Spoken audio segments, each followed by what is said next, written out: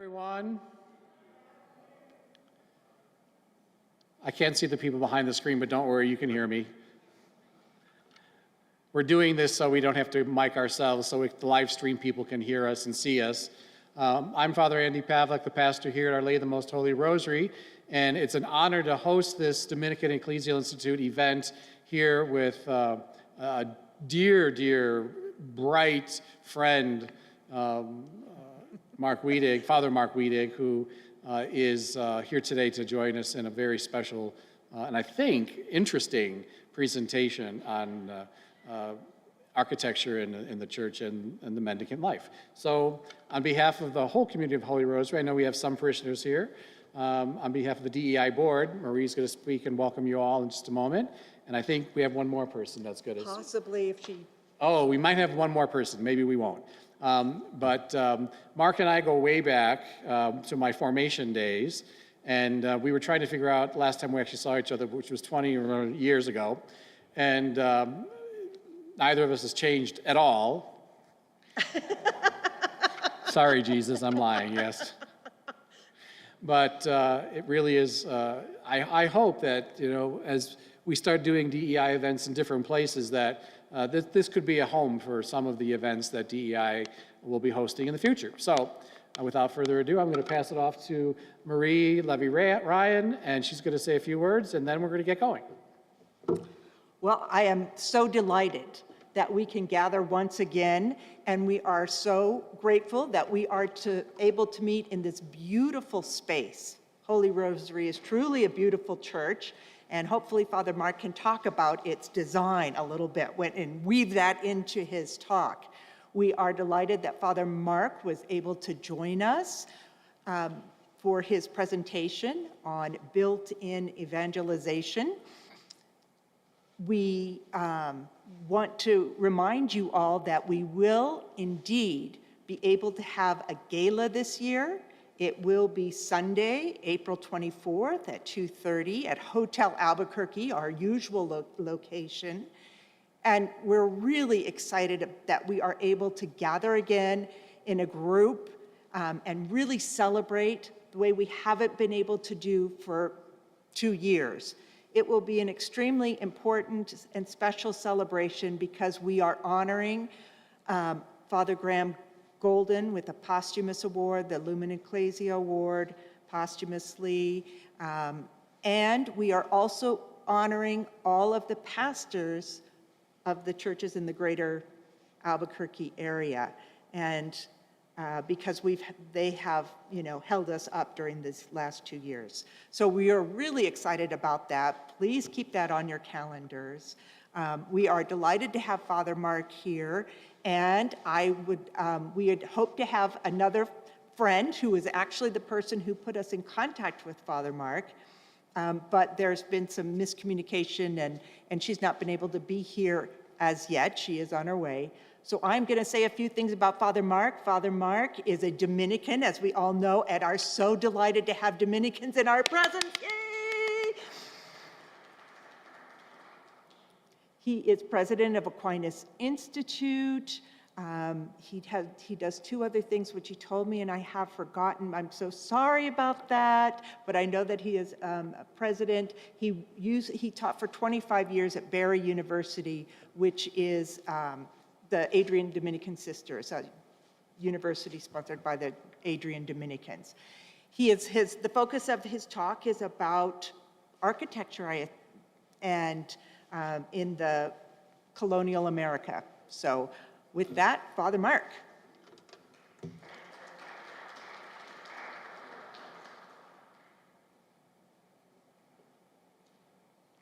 Let's see does that sound like I'm being amplified? Oh, good. So.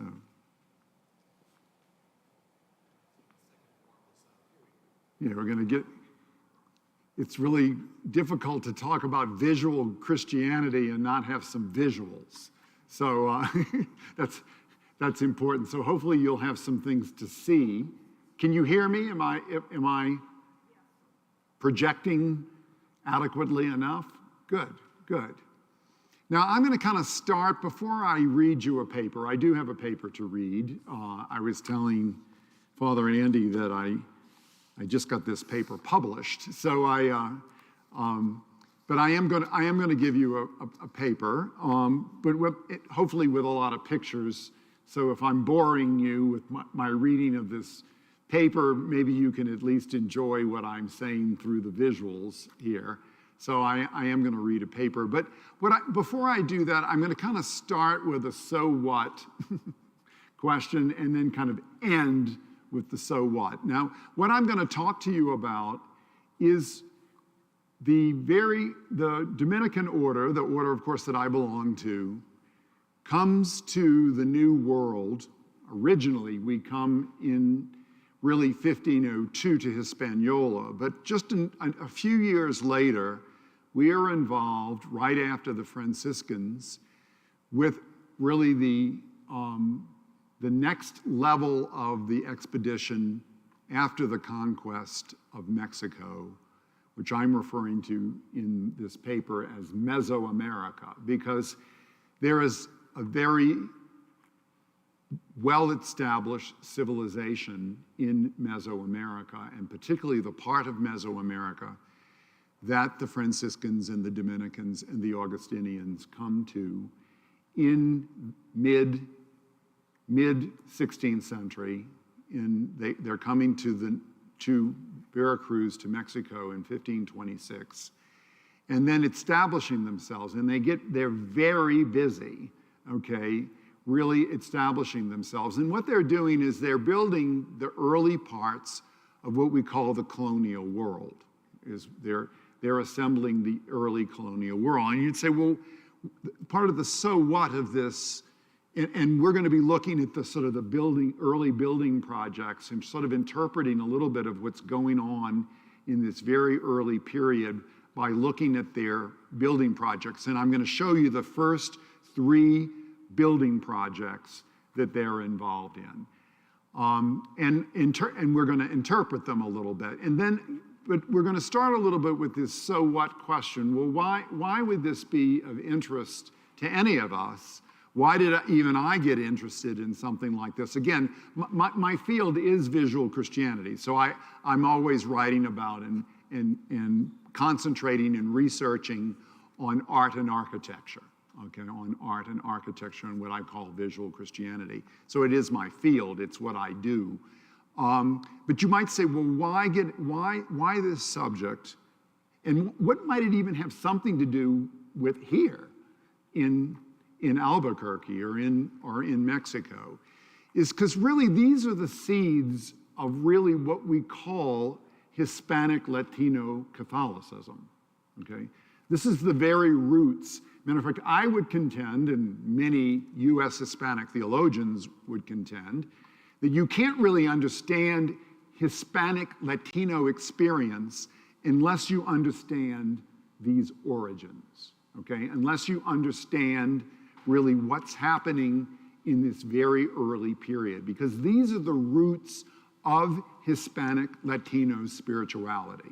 These are the roots of Hispanic Latino Catholicism. And I don't think I need to tell you that that has something to do with New Mexico, okay?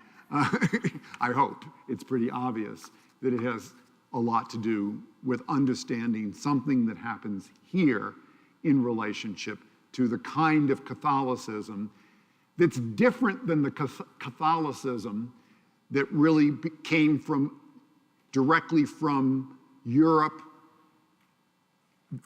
and immigrated westward from Europe into the United States, okay? The theologian Roberto Goizueta says is that the immigration axis changes in the United States as of late. It's no longer east to west, it's now south to north, okay? So again, the influence of Latino Catholicism in the United States, this is a window into that understanding of what it's about, okay? So I'm gonna start by reading you a little bit of my paper, hopefully, and Father Andy's gonna do the slides for me, and hopefully we'll make some sense of this, and then we can open it to any questions. So deciphering the story of the early Christian evangelization is to understand how the Franciscans, the Dominicans, and the Augustinians each uniquely contributed to the acculturation of Mesoamerica in the years following the 16th century conquest. The Mendicants, those of us, all three Mendicant orders, played a central role in the initial evangelization of the New World and brought values, concepts, and pieties of the late medieval experience, particularly to this religious experience from Europe into the New World. Nevertheless, in Mesoamerica, where there already existed highly developed cultures, the friars' medieval Christian worldview would be challenged, and that social and religious network would enter into a new civilization. No matter how much resistance and preconception the friars' evangelization mission had, new cosmologies would emerge for both the native dweller and the invader European. In that sense, both native Mesoamericans and the European were forced to alter fundamental religious conceptions. Research shows that within 50 years after the conquest, the acculturation of new religious cosmologies, blending both the conceptions of the indigenous inhabitant and the European migrant, would develop into what we call Mexico Mesoamerican Christianity. Indicators of enculturation following the conquest of Mesoamerica can be gauged especially by recovering, and this is kind of where my work comes in, by recovering art and architecture. You can look at it, you can see it, okay, from that early period. New religious cosmologies were embodied in built environments. Therefore, one can interpret how each religious order became the patron of new cultural forms, especially expressed in images and in edifices that they sponsored. Each mendicant order oversaw the construction of new cities. They were the progenitors of new cities. And their construction in these new cities really embodied their religious viewpoint for both themselves and the indigenous people that they were involved in. From the constructed urban environments organized around church, convent, plaza, a new Christian civilization emerged through collaboration between native and friar talent, aptitude, and inspiration. In the case of this presentation, I focus particularly on the Dominican Friars' contribution to an emerging culture resultant of conquest, encounter, and pastoral concern. The unique history of the Friars-Preachers' evangelization of Mesoamerica was embodied in distinct built forms. By 1600, and again, they're coming to the New World in 1526. By 1600, the Dominicans had built over 60 new cities in these contexts. 60 already by 1600. Their well-defined missionary hermeneutic for cultural expansion became embodied in their unique Dominican approach to image and edifice. Consequently, by deciphering the Friars-Preachers' patronage of some of their earliest constructions, we're going to look at the three earliest cities that they put together. As a result of the restoration of these convents, there have been, thanks to UNESCO and many different companies, two of these three have been completely restored. They're actually beautiful and worth visiting, okay? And we're going to look really at these three early cities and what really happens there. So let's go to the next slide. Okay. So we're going to really look at Oaxaca, okay? I'm hoping some of you might have visited Oaxaca at some point. It's just a terrific place to visit. Matter of fact, if you go to the city of Oaxaca City, you'll see the magnificent Dominican church and the magnificent Dominican complex, which today is a museum there today. We're not going to talk about Oaxaca. It's a little bit later than these early cities that they built, but Oaxaca becomes a very important place. This is all, though, in what is today the state or the province of Oaxaca in southern Mexico. So in 1526, 7 Dominican friars, led by Friar Tomás Ortiz, left from Sanlúcar in the coast of Spain, the Kingdom of Spain, to constitute a new mission to New Spain. On their way to Mesoamerica, they stopped in the Friars' mission in Hispaniola, where they were joined by Friar Domingo Betanzos, we're going to hear a little bit more about him, and 4 other friars who were already served in that mission. The first 12 arrive in Veracruz on the 19th of June of that same year, 1526, and continued to the city of Mexico, Tenochtitlan, and entered on the eve of the feast of the Apostle of St. James. At first, the Dominicans were received by the Franciscans, who gave them lodging. Yet in that first year, the Friar-Preachers moved to their first convent of Santo Domingo in the city of Mexico. That convent still exists, where the Inquisition would later be located.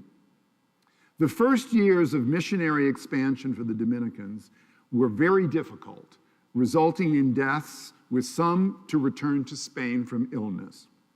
In 1528, matter of fact, of the first 12, all died except for 2, okay? But in 1528, 28 more friars were sent from Salamanca, okay, to the New World, and ended up again in Mexico City and in Puebla. And especially the new foundations in the south, in Oaxaca, where they were also immediately sent. Nevertheless, these difficult beginnings for the Dominicans were very difficult, as I said, to get a momentum going.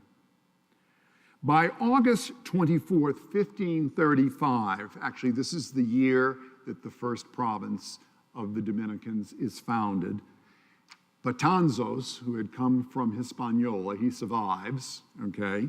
Matter of fact, let's show a picture of Betanzos. Yeah, next slide. There he is, okay? Okay, he becomes the superior of the Dominicans in Santo Domingo in Mexico. But by the time of his successor, who's named Pedro Delgado, by the time he is elected, Betanzos goes to the south, okay, in his expansion and focus on particularly the Mixtec and Zapotec people in the area of Oaxaca. So the focus becomes, matter of fact, everybody knows the Aztecs, the Aztecs, the Aztecs. The Mixtec and the Zapotec people in the south were much more ancient Mesoamerican civilizations, much more ancient Mesoamerican peoples. And so Betanzos and his people particularly begin, in the New World, these great missions were split up. The Franciscans, everybody was in Mexico City. The Franciscans go north. The Augustinians kind of stay around the immediate south of Mexico City, and the Dominicans go south, okay? As a matter of fact, the Dominicans will focus first here, and we're going to look at this among the Mixtec and Zapotec people. They'll later on, very soon, go to Chiapas. They'll go into what is today Guatemala. And by 1539, they're already in Peru, okay? So the Dominicans go south. And they were busy, okay? They were very, very busy, okay? In the south, we can go to a new slide. This is a little hard to see because this is the state of Oaxaca. But what all these little places are the first foundations. It's a little hard for you to see. The people who are viewing us on the live stream can probably see it better than us on this one. But I'm going to talk about this place, and that place, okay? So we're going to talk about 3 of these first 3 cities, okay, that get founded by the Dominicans, okay? And what the Dominicans will do is they will found new towns that are 1 day's walk from each other, okay? okay, 1 day's walk from each other. So in the south, the Dominicans had nearly complete autonomy over their labors and were able to give these territories unique missionary initiative, especially their mystical evangelization that was centered around Domingo Betanzos, the guy I just showed you. From the beginning, Betanzos and his followers, in the construction of designed large convents, would stand as the center of study. So one of the things he wanted to do, he knew he had to send these missionaries out, but he wanted these rather established convents, large convents, to be established right away in them. So from these large centers, they envisioned the embodiment of what they knew in Europe as urban evangelization, but in a new world. This approach led to construction of elaborate new cities in the south. From these centers, friars would go forth carrying out their evangelization in more rural missions. In fact, the Dominican friars would be criticized, particularly by the Franciscans, for these large and sumptuous convent complexes because they were so elaborate. And you're going to see how elaborate and beautiful these churches were in their very beginning. So we were criticized for our big, fancy, expensive convents, I guess you might say. So this distinct approach to their missionary activity would embody the Dominican conception of a new urban environment organized around convent, open chapel, and we're going to talk for a good bit about these open chapels, plaza, large atrios, very large, much larger plazas than we normally think of, very large atrios, where again, 500, 1,000 people would be involved in elaborate ceremony and dance with the Dominicans in these large atrios. So, and church. So what the Dominicans are doing is they're building what we call the first colonial cities, which many of us know about colonial cities, but they're building these first colonial cities. So Sidney Markham, a great historian of this period, explains, he says, the primary aim in creating the pueblo de indios was to build an urbs, a city on earth, which for them was a plaza church with congregants living immediately adjacent to it, and an urbs which served as an antechamber where they prepared to enter and to practice the eternal civitas. Okay? So the Dominicans were up to something in terms of what they were structuring in these environments. So in the New World, the Friar-Preachers conceptualized a grand cityscape that rehearsed the eschaton. They rehearsed a cosmology, an eschaton of a world that was happening and to come, okay? Happening and to come.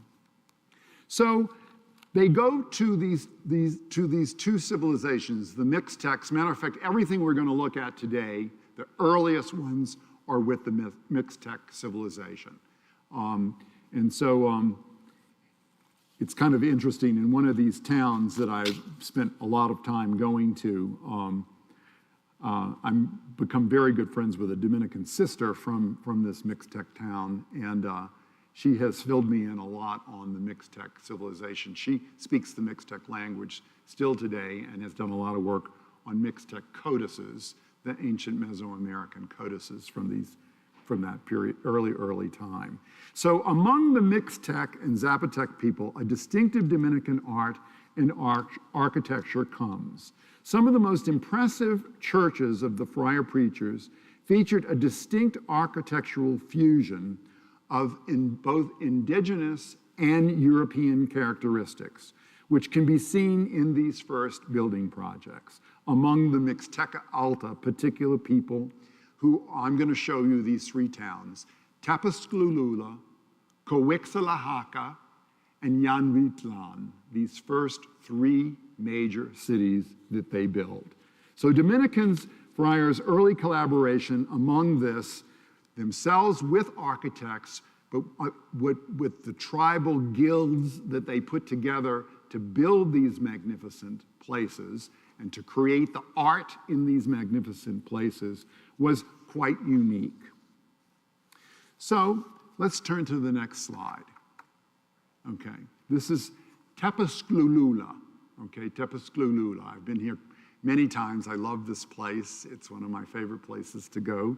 I'm a great lover, by the way, of Mexico, and this is particularly in the south of Mexico, in what is today the state of Oaxaca, in the Mixteca Alta, up in the higher mountains of, Oaxaca is very mountainous to begin with, but up in the higher mountains above Oaxaca City in the Mixteca Alta. So this is Tepezclulula. This is, again, this place has been restored, okay, and we're going to look at it. In 1529, 1530, missionary efforts were briefly established in another place called Weekland, but that backfires because the Dominicans get into a great argument with the conquistadores there, okay, and are basically run out of Weekland. So then they come back to Tepezclulula, where they had first come in 1534, and then they sustain an evangelization effort here. And they begin to build as early as 1538 with the arrival of a friar from Salamanca named Domingo Santa Maria and Francisco Marin. These become two architects in the New World, okay? They become two architects and they start these guilds. And their acceptance of their establishment. Both Marin and, by the way, in the New World, Dominicans didn't send their leftovers, okay? Sometimes we think of the religious order sending their least of their men to the missionary world. This was not the case at this period. The Dominicans and the Franciscans, they all did it. They sent their best, smartest, most talented men to the New World, okay? And so Marin, these two that I'm telling you, Marin and Santa Maria, were brilliant, man, because they immediately were able to learn the Mixtec religion and learn the codices and speak the language of the Mixtec people. They were actually rather astonishingly creative.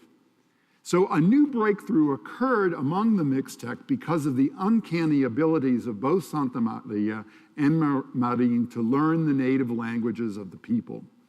It would be these two friars who would carry out a true missionary vision of Betanzos to bring about authentic conversions of Christianity to the indigenous people. The Dominican approach among the Mixtec refrained from mass baptisms. Matter of fact, one of the characteristics of the Dominicans, different than the Franciscans, is that we did not baptize with brooms, okay? We did not, matter of fact, the Dominicans believed that in order to baptize, you had to carry out an individual ritual with an individual person who actually expressed intention. So the Dominicans believed that without violent force, but in the context of the preached word of Christian meaning, authentic conversion could happen. The friars' work in the Mixteca region entailed genuine interactions first between them and the indigenous leadership. Once the leadership was converted, then comprehensive and systematic presentation of the new religion to the Mixtec peoples at large could be achieved through elaborate musical forms, theatric ritual, and pictorial illustrations. Okay, these become the evangelization techniques of the Dominicans. Musical forms, great musical forms, theatric ritual, and pictorial illumination. Not unknown to late medieval European Christianity in itself. The academic who has written a lot on this area, Robert Marlin, speculates that Francisco Marin was a genius in built environments in terms of the early friar preachers. According to Mullen, Marin began his pastoral and architectural career here at Tepezclulula. He says, when Friar Marin left Tepezclulula by 1546, the convent was probably largely finished, having housed the first chapter of the friars there in 1541. The church walls had been erected, The open chapel had been completed, and much of the work of its interior had also and already been constructed by that time. Undoubtedly, a great collaboration guided by the friars would have guided these early conversions. So let's look at some more slides, okay? Again, this is the open chapel you're looking at. And again, these open chapels will be very, very key as part of their missionary activities in terms of, because the great theater is going to happen in these open chapels.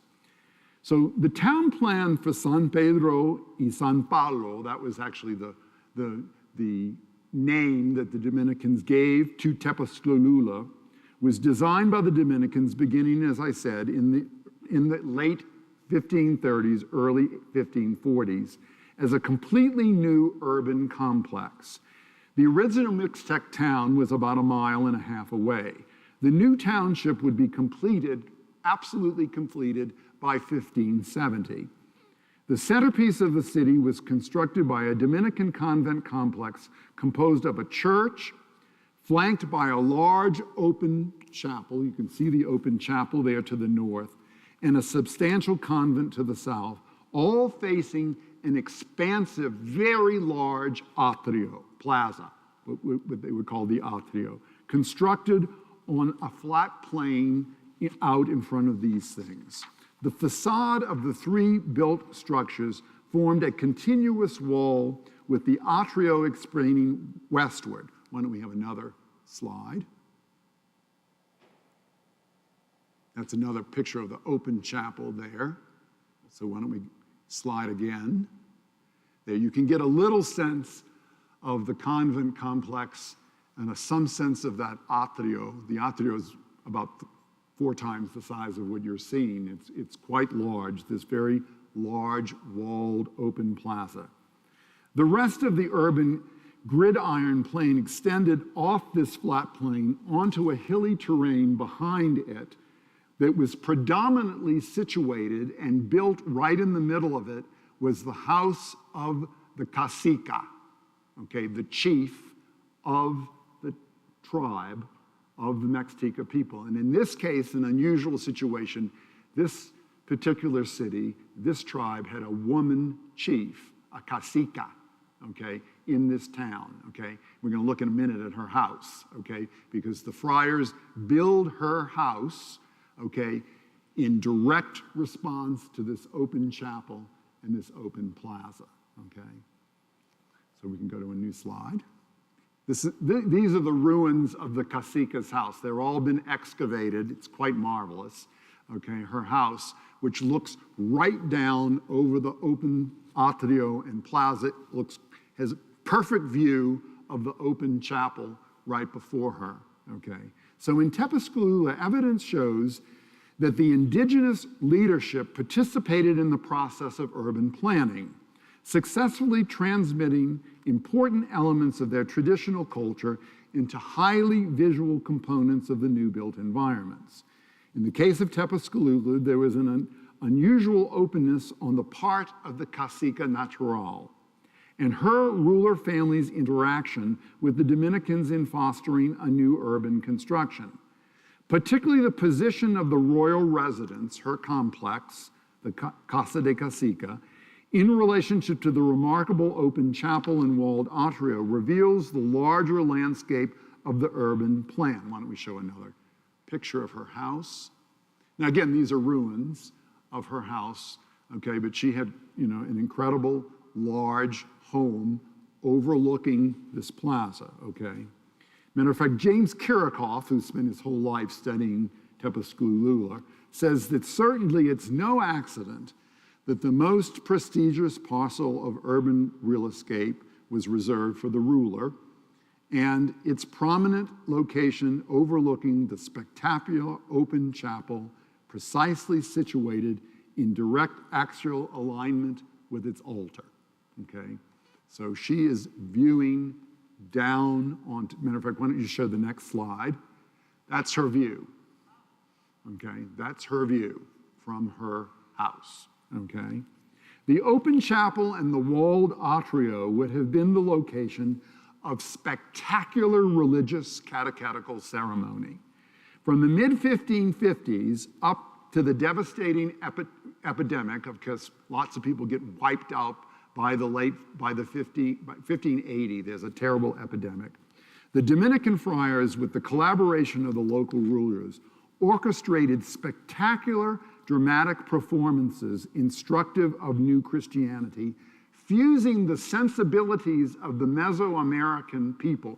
Mesoamerican religion was completely outdoor religion. Okay, it was completely outdoor religion. It happened in the great atrios in front of the Mesoamerican temples. Okay? So the open chapel and the walled atrio would have been the location of these spectacular ceremonies.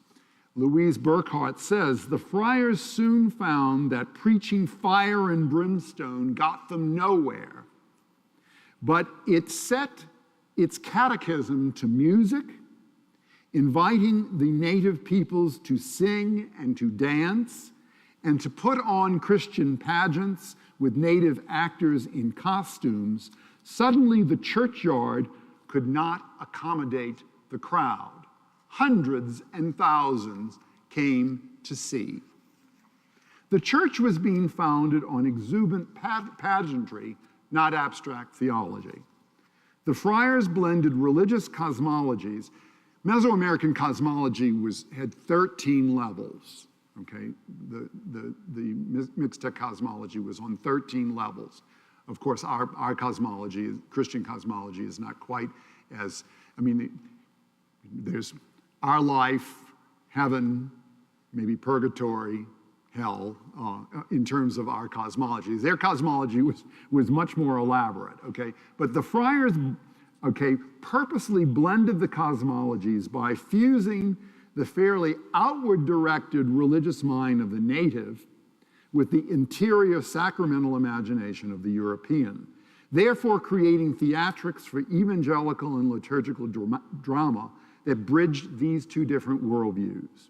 Kirikoff explains that the process of cultural synthesis resulted in full-scale dramatic performances centered on Christian historical and liturgical themes, richly presented amid a magnificent architectural context designed to maximize the theatrics of this world. The open-air chapel at Tepescalula was conceived as a grand theater for staging a variety of dramatic religious enactments, including elaborately orchestrated celebrations of the Mass. The mystery of Christ's presence in the Eucharist was danced to 150 plumed dancers. Hundreds of native dancers moved in orchestrated symmetry to the meaning of Christian mysteries. The friars constituted penitential confraternities among the indigenous populace who enacted passion plays, other Holy Week tableaus in this open space. Again, a little bit of a focus back on that open chapel here at Tepescalula. The open chapel at Tepescalula was divided into 3 areas on the same horizontal plane, enabling the preachers to translate their medieval religious allegories into simultaneous, three different dramas would be going on at the same time in montages, okay, really blending Mesoamerican form with Christianity. This diaphanous open structure measured 43 meters long, 11 meters deep. The facade consisted of 5 frontal arches, 6 rear bays, and a hexagonal vault in the center, unifying the design. The grand open chapel had radial thrusts met with 4 buttresses that formed diagonal archways and fluted columns that bolstered the open-air complex. It was a rather considerable masterpiece at the time and place, builded by those who understood their building from their designs of their own temples. The Dominicans' early evangelization success at Tepescalula represented one of the most important examples of a new religious and social paradigm for the landscape of New Spain. Especially the open chapel and expansive walled atrio represented a grand evangelical scheme embodied in built form, resulting of successive collaboration between the Dominicans and the Mixtec peoples in the early years after the conquest. The grand atrio and open chapel set the stage for the fusion of indigenous and European religious sensibilities, orchestrated and designed by friar-preachers in the Mixtec leadership. During these early years after the conquest, before the devastating epidemics, the Dominicans would accomplish the same glorious achievement in other urban environments. So now we're going to turn a new slide. We're going to now move from Tepezclulula to Coixtlahuaca. Okay, we're going to move to a different place. So I'm showing you two more places. Hopefully I'm not boring you, okay, with this and not going too long. So we'll end with two more places that I want to show you, because they each have their own unique beauty to them. And maybe I can convince you someday to even go and visit these places, because they're quite magnificent. So now we're going to go, next slide, to Coixtlahuaca. Now, Coixtlahuaca has not been fully restored. It's in the process of getting some restoration finally.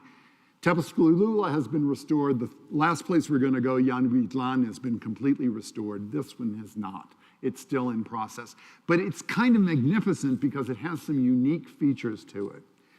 Contemporaneous with Tepezclulula, the place we just looked at, is Coixtlahuaca, would serve as one of the three important urban centers, along with Weekland, the last one we're going to go, among the Mixtec peoples. These were their three great cities. A day's journey by foot northeast from Tepezclulula, the friars established the colonial settlement of Coixtlahuaca, its name meaning the plain of the snakes.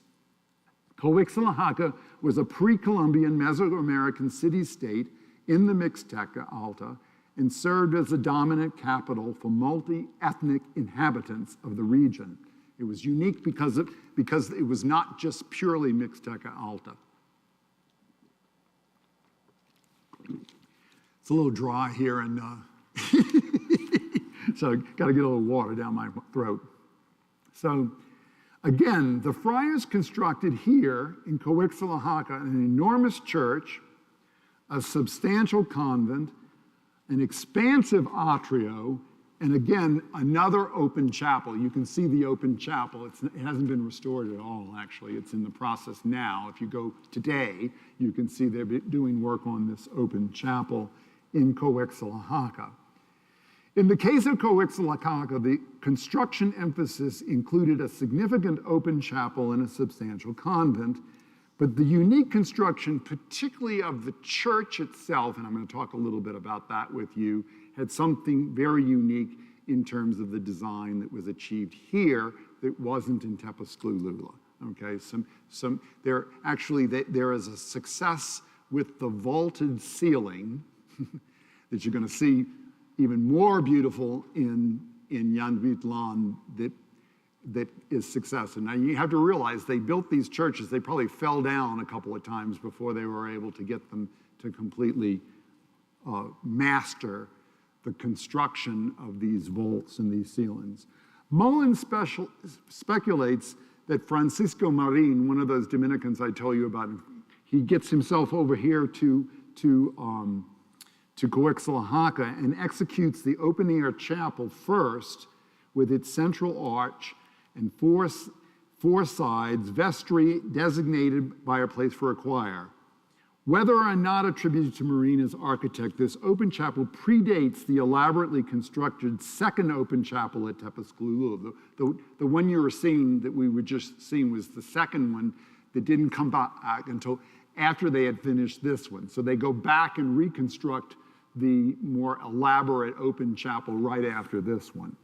Along with the atrio, it would have been the first significant structure erected by the Dominicans at Coixtlahuaca. Raised on its own separate platform, the open-air chapel was set back from the north side of the church and comprised an elaborate vaulted sanctuary and adjacent sacristy. The broad archway framed the chapel front like a stage of an ancient theater, creating a raised area for religious ceremonies and outdoor masses. The open chapel, braced by flared buttresses and supported by graceful Renaissance arches and fluted classical columns, was situated in close relationship to an elegantly sculpted entrance of the north nave of the church. Mullins surmises that it was the passageway for the priest traveling from the convent through the church to the open chapel for these ceremonies. When we go to the next slide. It's a nice view of that open chapel. Significant to Coahuila was this chapel, uniquely in terms of its design, its classical design. Of course, it would have been roofed, okay, and would have also had these interesting sort of portals for theatrics that were built into it, okay? Go to the next slide, would you, Father Andy? Okay, because again, the markings on the architecture is significant. So significant to Coahuila was its relief sculpture that adorned the open chapel on the facade of the church, which is representative of Taquique, the work of a native artist who integrated Mesoamerican cosmology into the religious structure, okay? So the arrangement of the instruments of Christ's Passion on the north door adduces a Mixtec codex, especially speech glyphs. The ladders and the 9 runnels of the 9th level of the Mixtec whirl and the crosses in the facade niches are covered with heavy markings, very similar to the Mesoamerican depiction of blood associated with the sacred. Above the grand archway of the chapel is entwined with plumed rattlesnakes, a clear reference to the native place that is named Coahuila, and enclosed by eagle-like pelicans beneath the Christic acronym of Jesus, pelicans symbolizing the blood sacrifice of Christ along the blood sacrifice of Mesoamerican religion. Angels of the apocalypse wearing crowns and fluted robes head the supporting capitals, and the Taquique sculpture reliefs are examples of the religious fusion or synchronism of blood and sacrifice in both Mesoamerican religion and in Christianity. Let's go to the next slide. This is, again, you have the open air chapel is right here. So I'm pushing you right over here next to the church, okay? One of the distinct ways, distinct emphasis on the sculptural program at Coahuila also featured its grandly constructed church. So I want to talk a little bit about this church. Both the main facade and the north doorway have a large frame that encloses a flat, deep relief in a manner similar to what we would see as the Plateresque achievement at San Esteban in Salamanca. The church exterior clearly imitates the Spanish style characteristic of Dominican architecture in Spain. Distinctive Roman structure of carved pilasters and beam construction. One of the distinct features of the very large church was its engineering achievement. That's just another picture of that one. So why don't we go to the next one? Good, okay. So one of the distinct features of the very large church at Coahuila was its engineering achievement, particularly its cryptolateral design. Mullin affirms that this first kind of cryptolateral Dominican church in the Mixteca was also its last, this particular kind of design. This design enabled the friars to build a magnificent temple similar in architectural achievement to what they had constructed in the reconquest of Spain before they came to Mesoamerica. The majesty and grandeur of the design was a way of communicating the splendor of Christianity itself in visual form. The religious interiority of the European, mediated by the architectural significance of a closed temple sanctuary and cloistered convent, was juxtaposed to the outwardly projected Mesoamerican sensibilities of outdoor religion in the atrio. So one of the things I'm contrasting here is Christian religion, by and large, being interior, okay, being focused in on interior sanctuary, with Mesoamerican religion, which was outdoor religion. Matter of fact, in Mesoamerican religion, no one entered into the temple area except for the priests, okay? So again, outdoor religion, indoor religion. And matter of fact, in the early evangelical work of the Dominicans, okay, it was very, very dramatic by, again, because you have to understand, the Dominicans come to the New World, they have got to invent a catechumenal process, okay? And again, they're coming from Europe, okay, where everyone is Christian, okay, to by and large, okay, except in the south of Spain, okay. They're coming to this new world, and they've got to figure out a catechumenal process, which of course is going to happen mainly in this outdoor context, okay, of religion, outdoor. But it'll become very, very dramatic as to who gets to come inside the churches, okay? Because the Dominicans would not bring the baptized into the churches. They, by and large, they baptized outside of the churches, would not bring the people into the churches until they entered into a larger catechumenal process, till they had experienced through these dramatic catecheses, a rather extensive educational process. Let's move to the next chapel. This is Weekland. This is the last of the three. Hopefully I'm not boring you, but the last of the three places that I want to bring you to, okay? This is by the way, my favorite of the three, okay? It's in some ways the most beautiful. It has the largest of the convents associated with it. Nothing like what's in Oaxaca City, but the church is just as magnificent as in Oaxaca City, and it's amazing by what they achieve in this early period. As mentioned above, the Dominicans struggled for several years before finally establishing Santo Domingo de Weekland, this extraordinarily important trading post for the flow of goods, both in pre- and post-colonial Mesoamerica, would eventually serve as the single most important locale for silk production and trade in Mixteca Alta.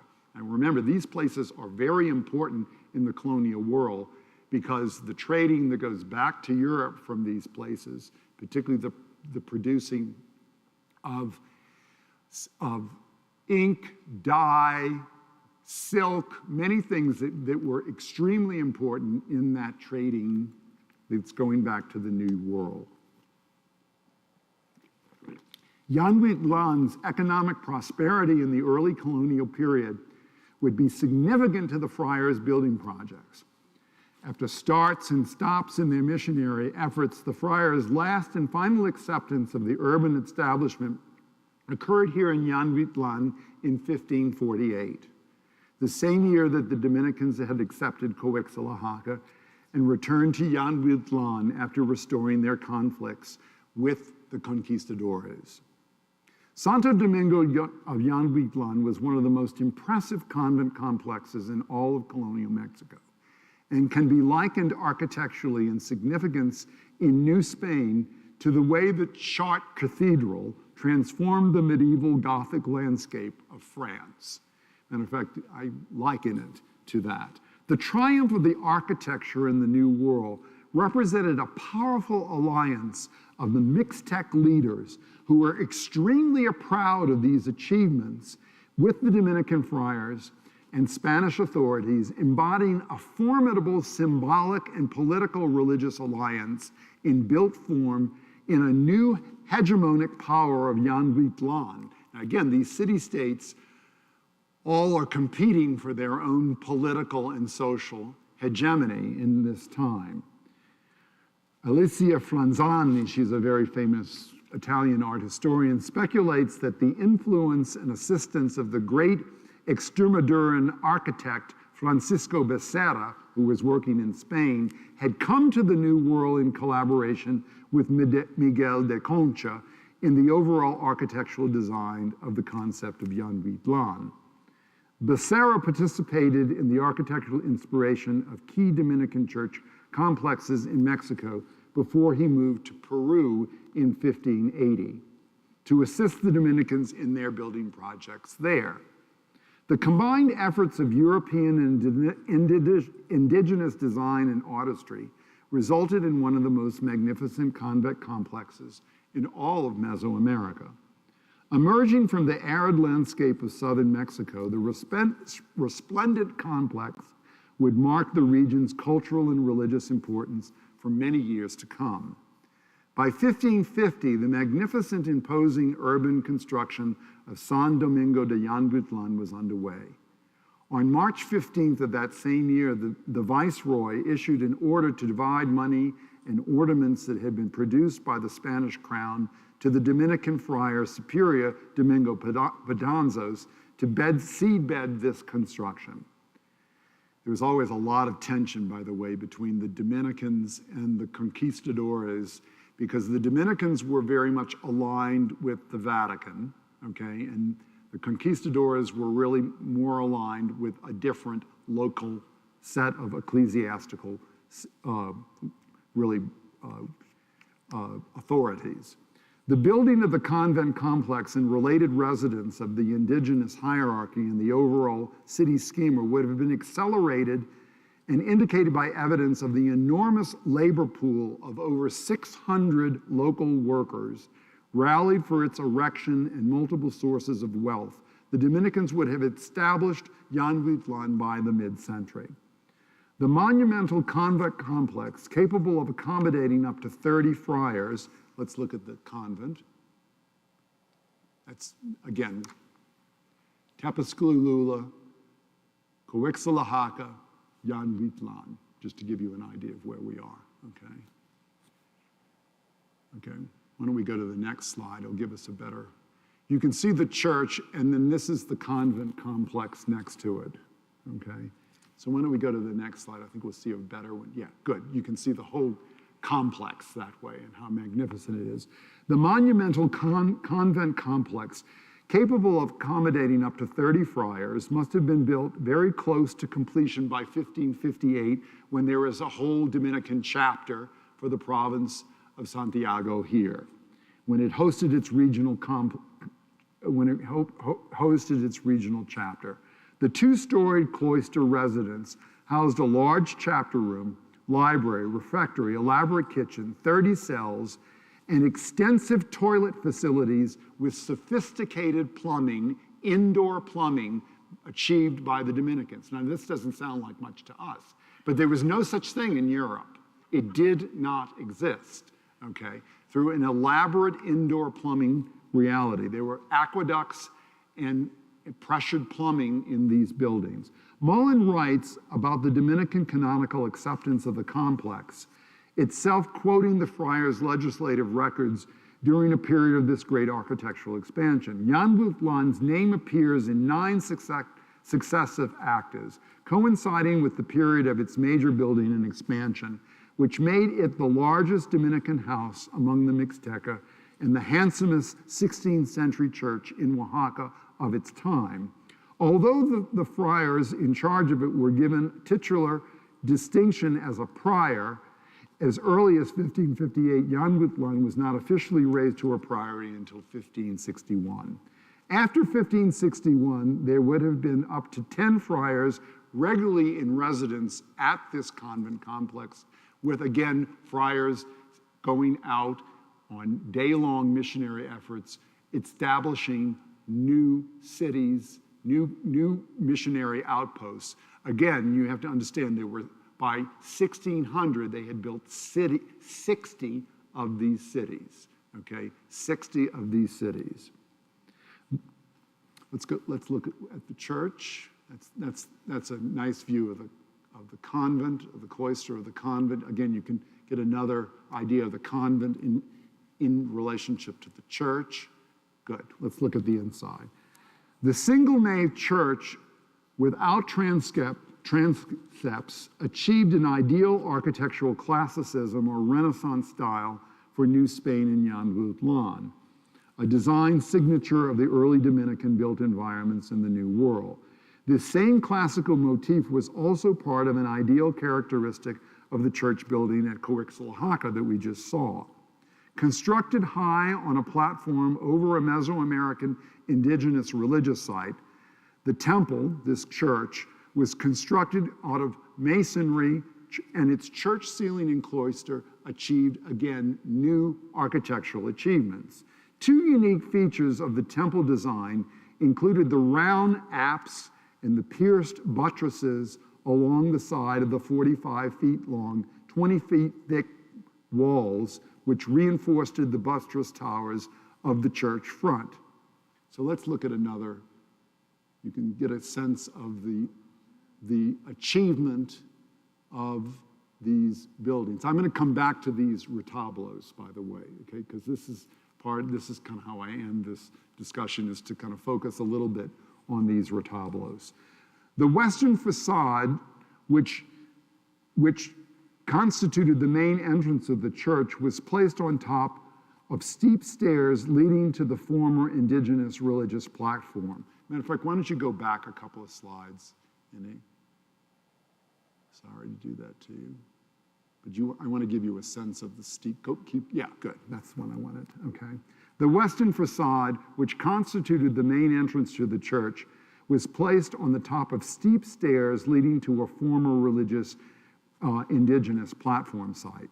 On this Renaissance facade, there are 16 rectangular side panels, framing niches and statues in place, while the square central panel carries a relief of the Virgin, whose mantle covers two Dominican saints.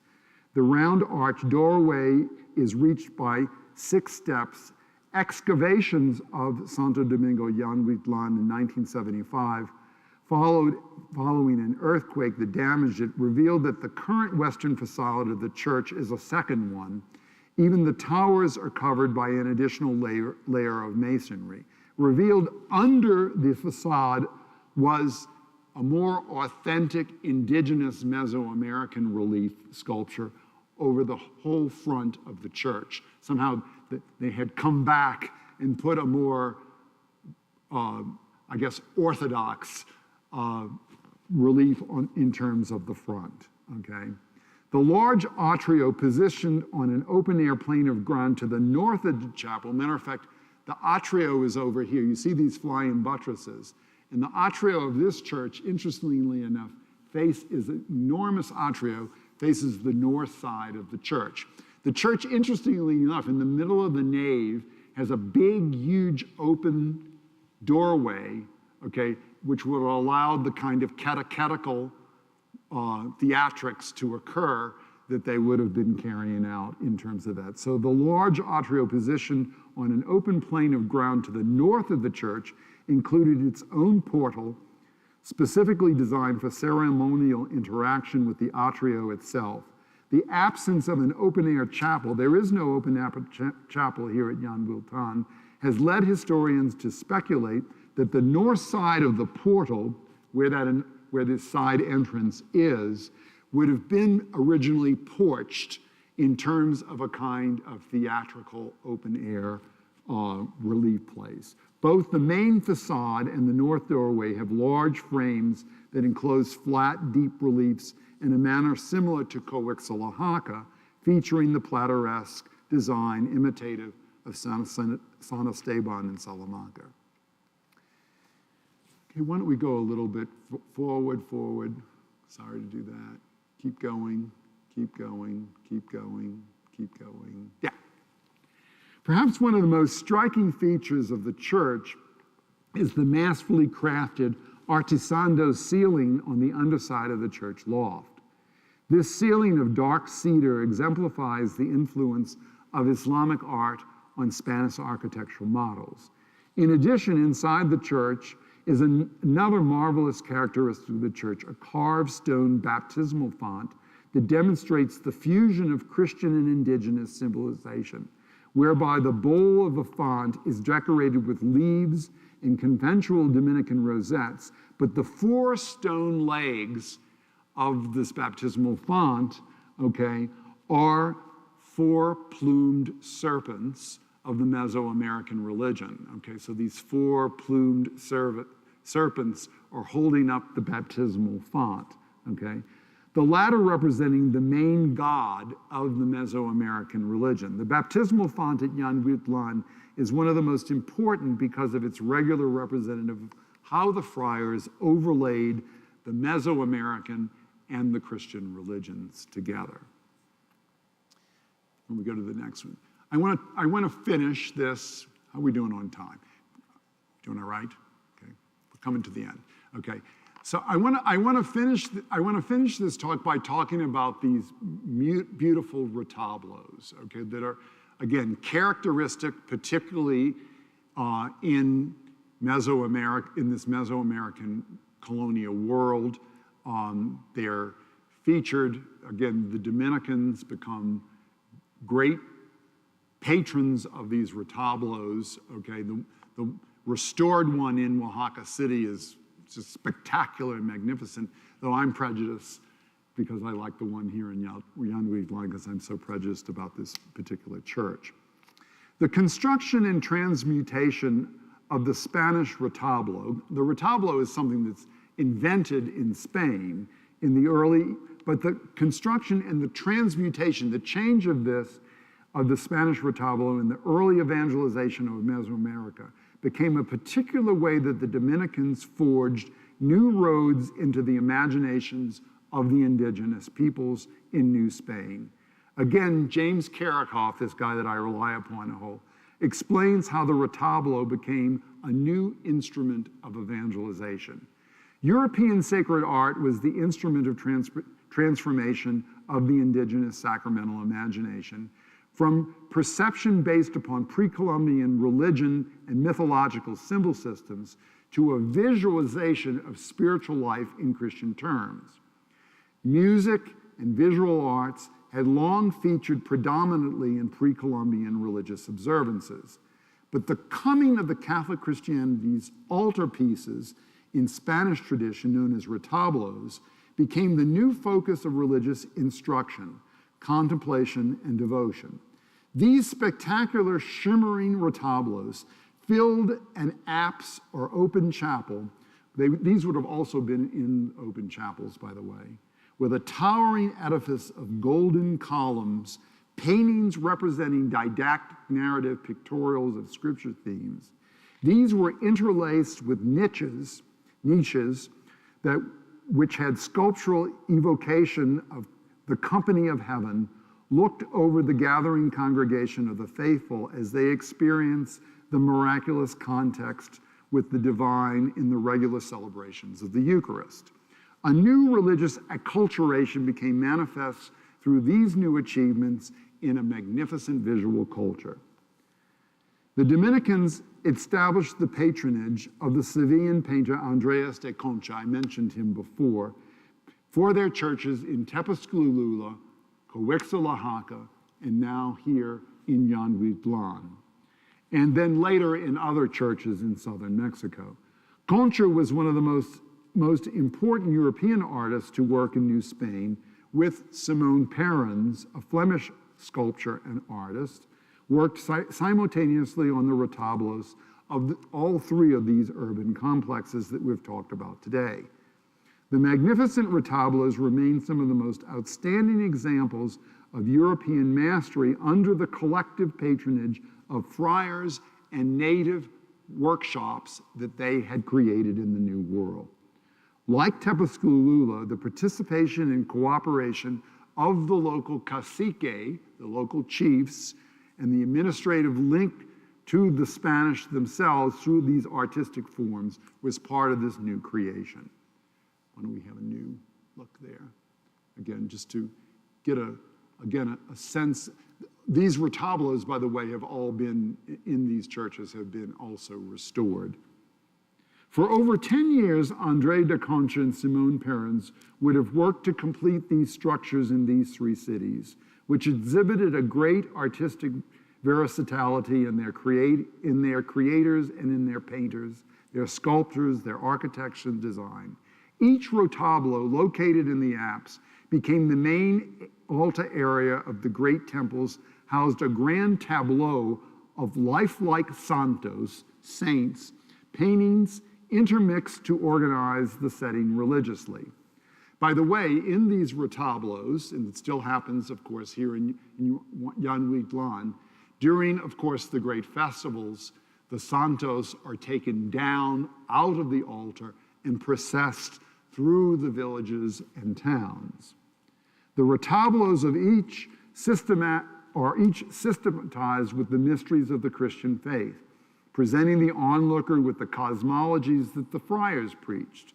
For instance, the life-size statue of St. John the Baptist adorns the centerpiece of the retablo at Coixtlahuaca with a painting of God the Father located at the very top of the structure, intermixed with the painted panels of the mysteries of the Trinity, the Annunciation, crucifixion, resurrection, presentation in the temple, adoration of the three kings.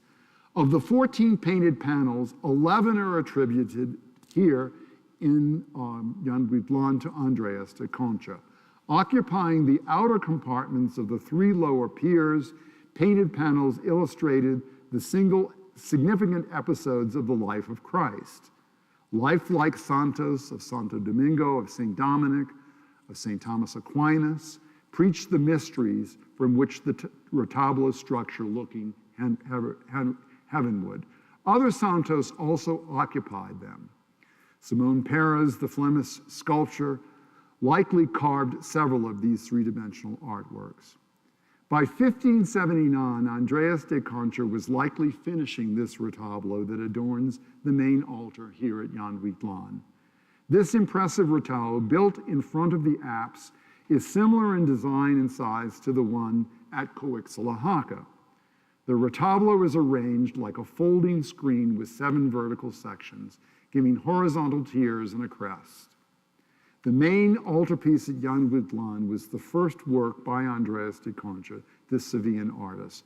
Although there is no precise contract for the creation of the altarpiece, there are isolated historical records indicating the approximate date of its completion. All 3 altar masterpieces by Andreas de Concha and Simon Perez at Weekland, Coixtlahuaca, and Tepezcatlipoca followed very similar design and masterwork to other churches that will follow behind it. The main catechetical themes, inclusive of all the retablos, comprise the mysteries that the Dominicans were attempting to teach. You can show the last slide. Just a little bit of a close-up of one of those retablos. So this is my conclusion. A little bit of my so what, kind of started with a so what, kind of end with a so what, okay? The Dominican architectural and urban innovation at these 3 places, Tepezcatlipoca, Coixtlahuaca, and Weekland, represents some of the more spectacular examples of evangelization in built form from the early post-conquest period of Mesoamerica. Each of these Dominican projects embodied particular developments in how the friars executed their evangelization plan through the construction of new urban landscapes for interaction with native peoples in this particular part of New Spain. Particularly the art and architecture from this period reveal the evangelization, in this case, of the Mixteca Alta peoples, and was not unidirectional in conversion process, but an interchange of multiple religious sensibilities, multiple political realities, okay? Built forms disclose the exchange of religious sensibilities and the power dynamics of how to interpret the world cosmologically. Nancy for us ends with something for us to reflect on. Both Spanish Christianity and Mesoamerican paganism then represented richly complex, multi-layered systems instead of any one single pure type. Only if we realize that they confronted each other as total systems and interacted with each other on a variety of levels can we come to begin to understand the post-conquest religious change, not as a shift from one type to another, not as the conquest simply of one people over another, but more necessarily as two levels superimposed upon each other. That in fact, a new Christianity was born out of this world, out of this socio-political and religious complex. And from this Christianity, there was no longer simply, yes, a pagan base, but a Christian reality built upon it. And so this is, as I said to you in the beginning, so what? This is the beginnings of what we call Latin America or Latino Christianity.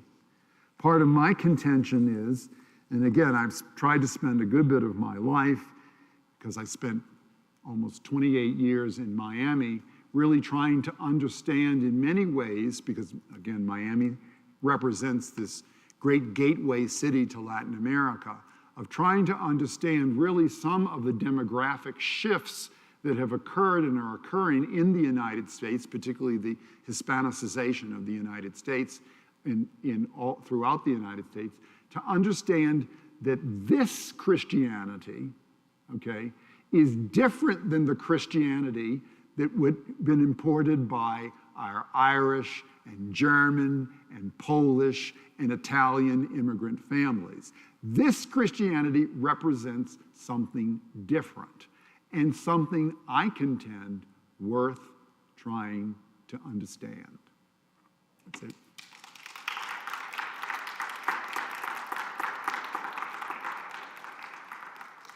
I don't know if you have any questions. I love questions. And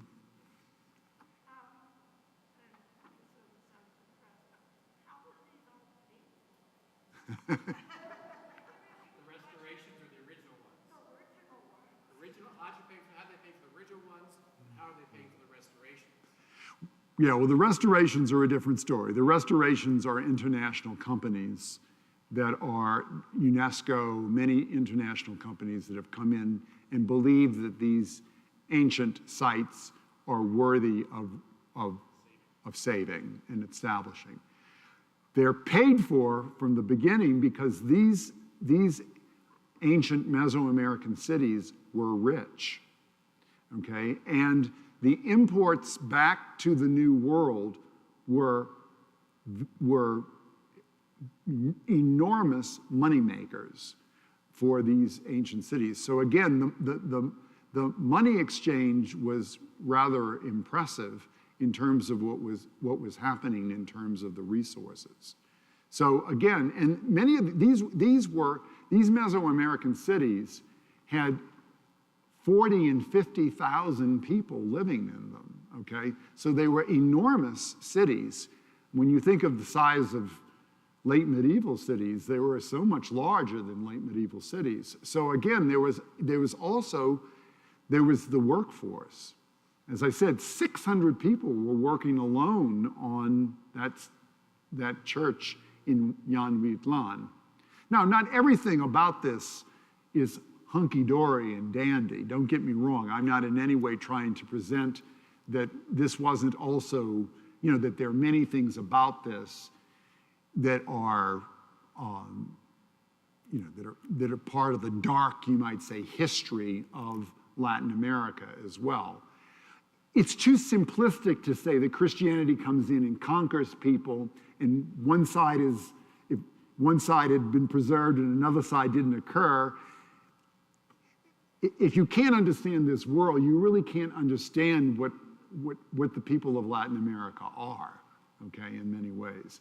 Now, again, granted, many Latin American people, you see it, you can go to Colombia, you can see it in Mexico, will re-celebrate their indigenous roots. So, I have lots of friends who are Zapotec, who strongly place great emphasis on their indigenous backgrounds, and kind of that's been very much, you might say, a part of the cultural restoration that's gone on. But you really have to understand both worlds to understand that Latin American world. You can't just understand one. It's a fusion that occurs between a Spanish medieval Christianity and in the case here, because I mean, what occurs here in the northern territories is a little different from this, because these cities are so developed.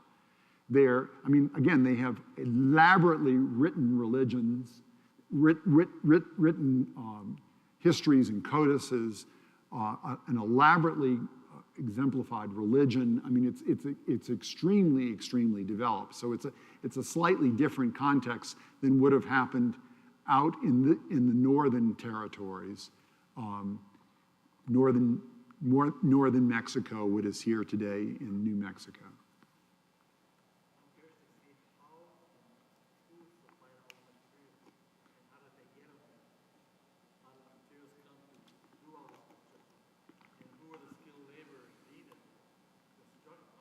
Well, a lot of the skill came from the Mesoamerican guilds. They were enormous guilds, because again, where each one of these cities were elaborate Mesoamerican Mixtec temples. The Aztecs were conquerors. They were like the Romans were to the Greeks, okay?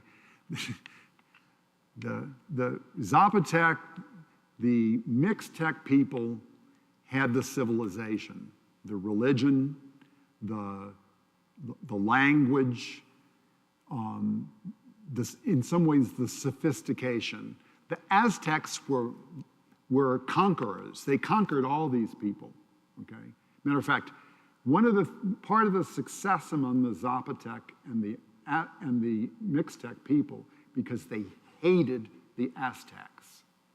Okay, they had conquered them, they had levied them heavily with taxes, they had killed a lot of their people in sacrifices. The Mixtecs, by the way, and the Zapotecs did not kill people in sacrifice, okay? So they hated the Aztecs. The Aztecs, though, had conquered much of this world by this time. So they had enormous guilds, okay? Again, there was great sophistication in these worlds, okay? They knew how to execute incredible building. They had enormous quarries in which they were able to harvest the stone masonry that they needed. It was quite a sophisticated context. Yes? What are the applications for, I think this is wonderful, thank you, for New Mexico? You said, we were very much separated, isolated, et cetera. And I know I've done a lot of travel and studying, like especially some 20 Pueblo and stuff. Mm-hmm. And I have not seen anything comparable To this. explaining what happened here in what you've done here. And I just think it's, from my own personal point of view, it's very much needed, because right now you have a lot of tension between the various groups, be they Anglo, Hispanic, Native, and I think this kind of integration or enculturation, if you will, really begin to start the dialogue, which I think we really need. Yeah. Repeat the question so that people know. Sure.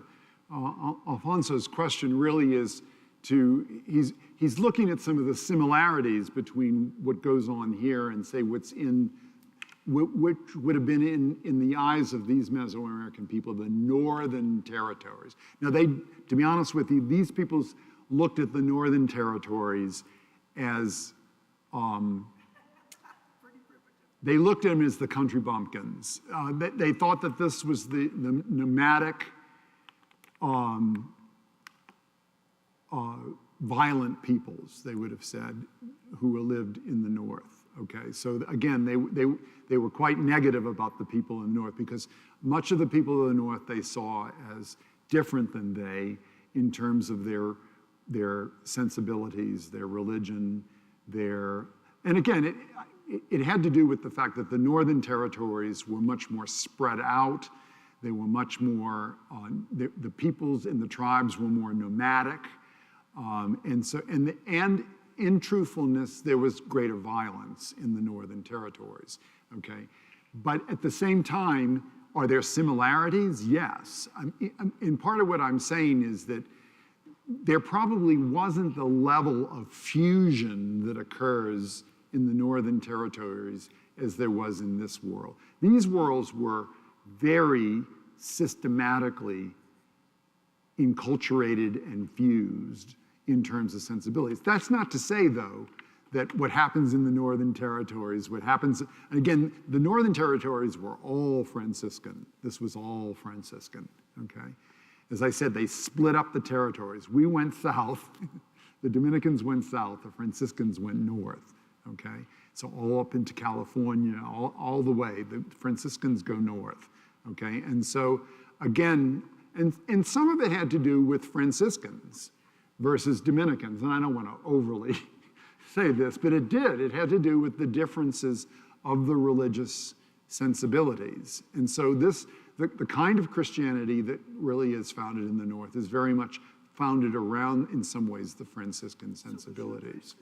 The differences between the Dominican and the Franciscan approach? Yeah, and I don't want to be overly exaggerated in the approach, but some of it had to do with viewpoints in terms of conversion. Again, you have to understand the Dominicans, who are very influential at this point, are coming from Salamanca. And so, again, they had been educated in a form of Thomism. Salamanca at this point is the greatest intellectual capital of the world at this point. It's the most sophisticated, greatest. And so, again, the Dominicans, and again, you're gonna understand that, again, the writing of people like Vittoria and other people who are in Salamanca are reflecting on the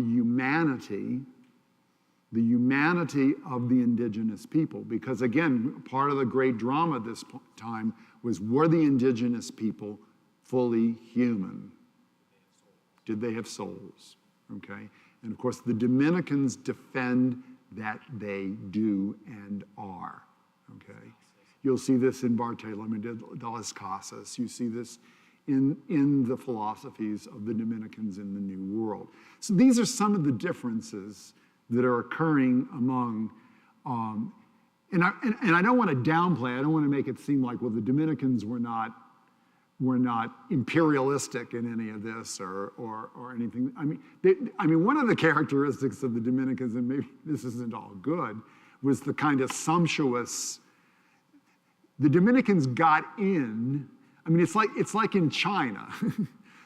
Thank God, the Jesuits got in with the rich Chinese, and the Dominicans got in with the rural Chinese. It kind of depends on who you're getting in with, okay? And so, you know, in the missionary world, okay, the Dominicans did get in with some of these rather wealthy,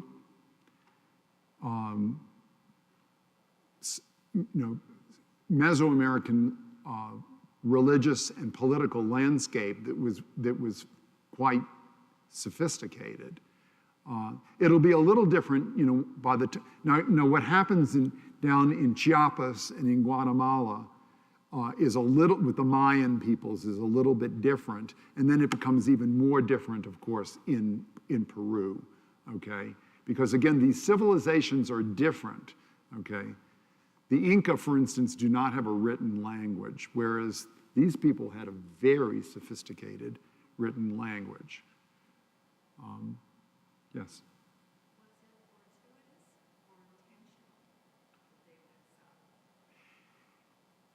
I don't know the total. The religious orders were in these three religious orders, these three Mendicant orders, because Jesuits aren't there yet. They'll come soon, okay, by the 16th century. They're coming in, and believe me, they make their way into Latin America too. By that time, there's a lot of drama even between the religious orders and the diocesan reality by that time, okay?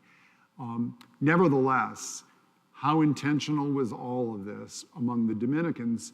I don't know why and how the Dominicans got to go south. But what I do know is that the mendicant orders were at great odds with each other. There was great tension. So they decided to divide up the territory so that they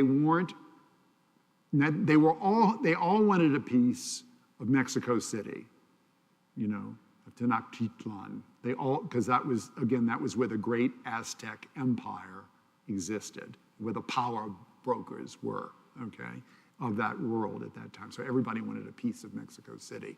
And that all got divided up. Everybody had their own part of that. But it's quite clear that territorially, there's this division and separating. I don't know if the Dominicans said, okay, it's better in the south, we're going there. I don't know about that, whether that happened or not. So. I think we could go on forever and ever, but I think it's time to wrap up. This has been just I hope this was fascinating and fun. wonderful. I hope it was fun. It was fun. Again. The Dominicans are always criticizing me. They say, because he's always, I spent a whole sabbatical down in Oaxaca a number of years ago. I got a sabbatical and I spent the whole sabbatical down there. The Dominicans always saying I'm running down there because, I don't know if you know anything about Oaxaca. It's such a beautiful place and the weather is so beautiful. It's such a wonderful place. And for you, you have to do your studies there. Yeah. Well, we do thank you all for coming. We thank you, Father Mark. Yeah, it's been a pleasure to be with you. And make sure you keep your calendars marked. And as we do always say, we don't charge for our programs, but we do accept your donations and they enable us to keep providing your programs. So we ask you to remember us. So thank you very much for coming. Thank you. Yeah. Oh, Andy, thank you.